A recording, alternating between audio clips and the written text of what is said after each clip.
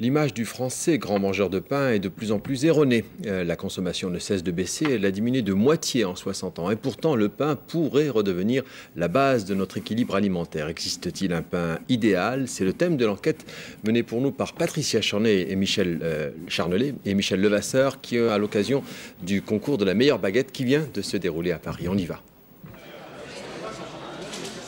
L'affaire est d'importance. 15 jurés pour décerner le Grand Prix de la baguette de la ville de Paris. 120 candidats. Les pains sont tâtés, dégustés, reniflés. 5 critères doivent être pris en compte. La cuisson, le goût, la mie, l'odeur et l'aspect. 2 heures de test pour identifier la meilleure baguette. Une reconnaissance très importante. Des précédents lauréats sont devenus fournisseurs des palais de la République. Le gagnant, un boulanger du 13e arrondissement. Quel est son secret? Les ingrédients, les mêmes que ses concurrents, farine de blé, sel, eau, levure. Alors? On le travaille à l'ancienne.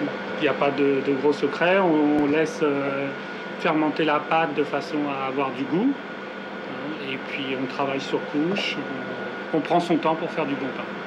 C'est-à-dire, combien de temps ça prend de faire du bon pain? Il faut compter entre le moment où on met la farine dans le pétrin, il faut compter 5 heures jusqu'à ce qu'elle sorte du four.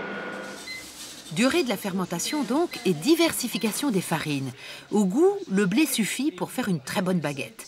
Mais son contenu en minéraux, vitamines et fibres est 2 à 5 fois plus faible qu'une farine complète. Il ne s'agit pas d'une bataille entre les anciens et les nouveaux. Il ne s'agit pas d'un retour en arrière. Au contraire, il s'agit d'arriver vers un pain qui sera vraiment de qualité. Je pense que les progrès techniques et scientifiques nous permettront justement d'aller vers un pain extra.